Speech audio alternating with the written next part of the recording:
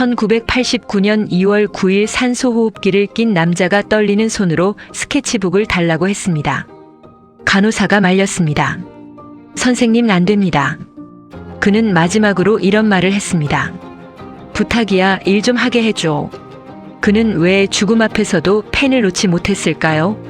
만화의 신이라 불린 남자 데즈카 오사무. 철환 아톰, 정글 대제, 블랙잭, 붓다 불새. 700편이 넘는 만화, 15만 장이 넘는 원고. 일본 만화와 애니메이션 산업을 이끈 사람. 하지만 이 이야기는 그의 성공담이 아닙니다. 그가 얼마나 무너졌고 질투했고 집착했는지에 관한 이야기입니다. 1928년 11월 3일 오사카 도요나카시. 의사 집안의 장남으로 태어난 데즈카. 아버지 데즈카 유타카는 병원을 운영하는 의사였습니다. 아버지는 그에게 곤충 도감을 주며 말했습니다. 생명을 관찰해라. 그게 의사가 되는 첫걸음이다. 하지만 데즈카가 사랑한 건 의학이 아니었습니다. 디즈니 애니메이션 그리고 만화. 1939년 11살 데즈카는 처음으로 디즈니의 백설공주를 봤습니다. 극장에서 나오지 않고 5번을 연속으로 봤습니다. 그날 집에 돌아와 노트에 썼습니다. 나도 이런 걸 만들고 싶다. 1945년 6월 오사카 대공습. B-29 폭격기 274대가 오사카를 불바다로 만들었습니다. 데즈카는 방공호에 숨어 폭탄이 떨어지는 소리를 들었습니다. 밖으로 나왔을 때 거리는 시체로 가득했습니다. 그는 훗날 인터뷰에서 말했습니다. 그때 나는 깨달았습니다. 인간은 정말 쉽게 죽는다는 것을. 이 경험은 그의 모든 작품에 스며들었습니다. 생명, 죽음, 전쟁, 평화. 1945년 전쟁이 끝났습니다. 데즈카는 아버지의 뜻대로 오사카 대학 전문부 의학과에 입학했습니다. 하지만 그는 해부학 실습 시간에도 노트에 만화를 그렸습니다. 교수들은 그를 이상하게 봤습니다. 1946년 18살 데즈카는 네컷 만화 마하짱의 일기장으로 데뷔했습니다. 소학생 신문에 실렸습니다. 데즈카는 자신의 성 테즈카의 곤충을 뜻하는 무시자를 넣어 펜네임을 데즈카 오사무로 정했습니다. 1947년 19살 만화가 사카이 시치마와 함께 장편 만화 신보물섬을 출간했습니다. 단행본 형태 200페이지, 당시 만화책은 대부분 얇은 잡지 형태였습니다. 하지만 신보물섬은 달랐습니다. 영화처럼 그린 만화. 클로즈업, 롱샷, 앵글 변화, 컷 분할. 만화 속 인물이 달리면 배경이 흐르듯 변했습니다. 40만 부 판매. 사람들은 충격받았습니다. 만화가 이렇게 재미있을 수 있나? 1951년 데즈카는 의대를 졸업했습니다. 1952년 의사 면허를 땄습니다. 아버지는 기뻐했습니다. 하지만 데즈카는 도쿄행 야간 열차에 올랐습니다. 아버지가 물었습니다. 의사가 되지 않을 거냐? 데즈카는 대답했습니다. 저는 만화를 그려야 합니다.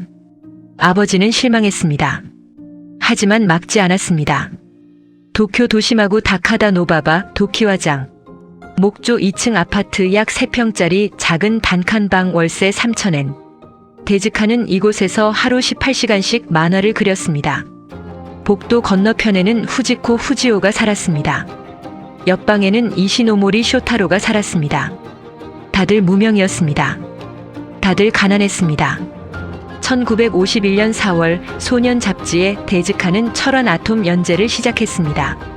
주인공은 10만 마력의 로봇 소년 아톰. 과학자 텐마 박사가 죽은 아들을 대신해 만든 로봇. 하지만 아톰은 성장하지 않습니다. 실망한 텐마 박사는 아톰을 버립니다. 아톰은 데즈카 자신이었습니다. 로봇이지만 인간이 되고 싶어하는 존재. 버림받았지만 사랑을 찾는 존재. 1963년 1월 1일 일본 최초의 30분짜리 TV 애니메이션 철환 아톰 방영 시작. 하지만 이건 승리가 아니라 재앙의 시작이었습니다. 데즈카는 방송국에 1화당 55만엔에 계약했습니다. 실제 제작비는 250만엔. 매주 200만엔씩 적자. 왜 그랬을까요? 데즈카는 애니메이션을 TV에 정착시키고 싶었다고 말했습니다. 그는 돈보다 꿈을 선택했습니다. 1961년 데즈카는 애니메이션 제작사 무시 프로덕션을 설립했습니다. 하지만 데즈카는 경영자가 아니라 예술가였습니다. 아톰 애니메이션 제작 현장은 지옥이었습니다. 주 7일 작업의 직원들은 스튜디오 바닥에서 잤습니다. 월급은 자주 밀렸습니다. 데즈카도 스튜디오에서 함께 잤습니다. 그는 만화 원고료로 애니메이션 적자를 메웠습니다. 하루 3시간 수면. 손목에는 늘 파스를 붙이고 있었습니다. 한 직원이 물었습니다. 선생님, 왜 이렇게까지 하십니까? 데즈카는 웃으며 대답했습니다. 만화를 그리지 않으면 나는 숨을 쉴 수 없어.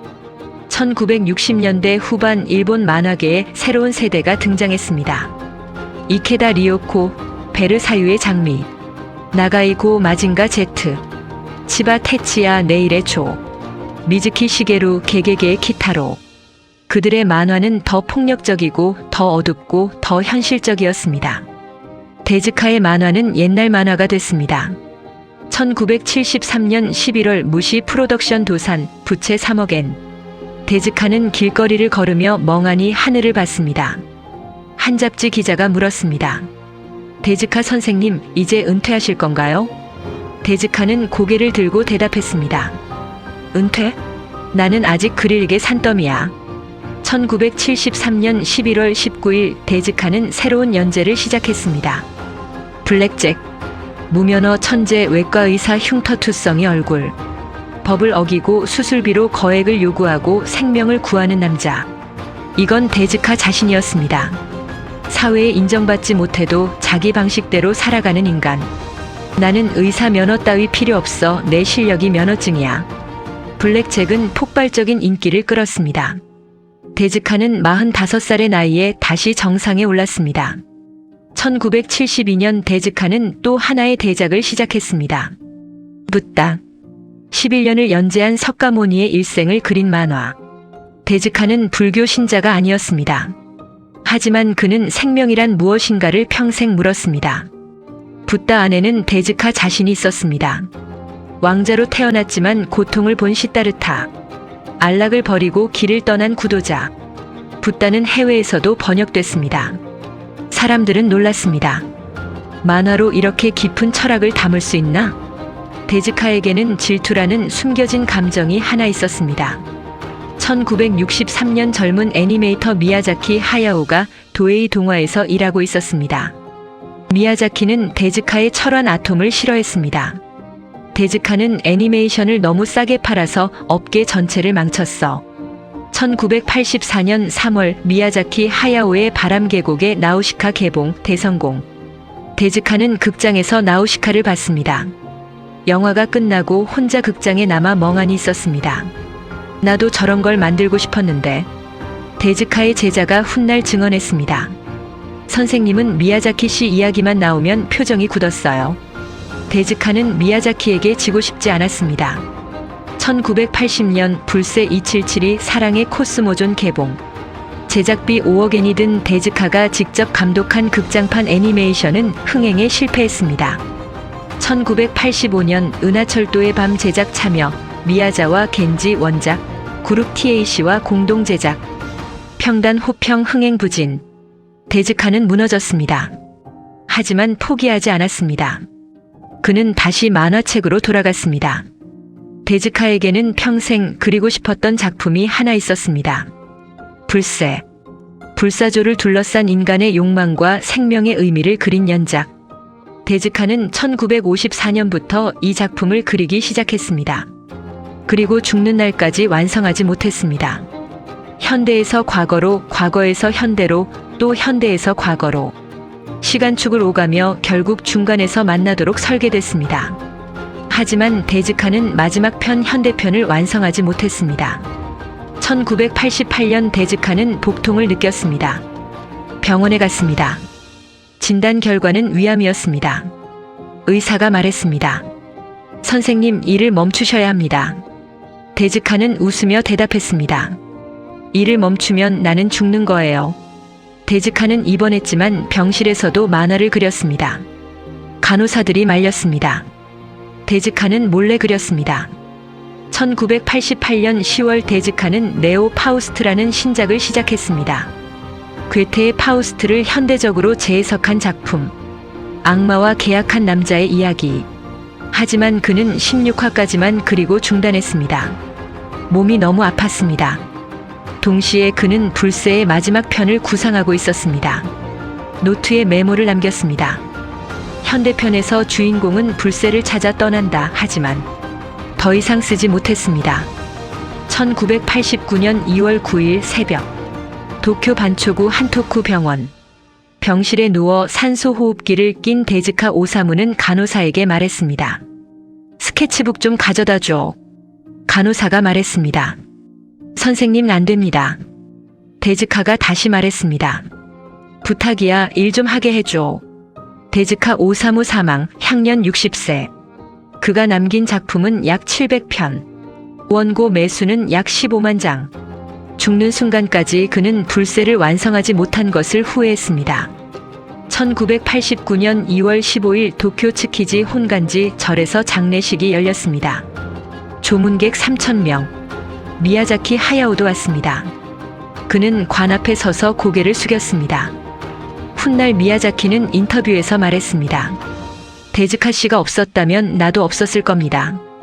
데즈카는 왜 멈추지 못했을까요? 어떤 사람들은 말합니다. 그는 일 중독자였다. 맞습니다.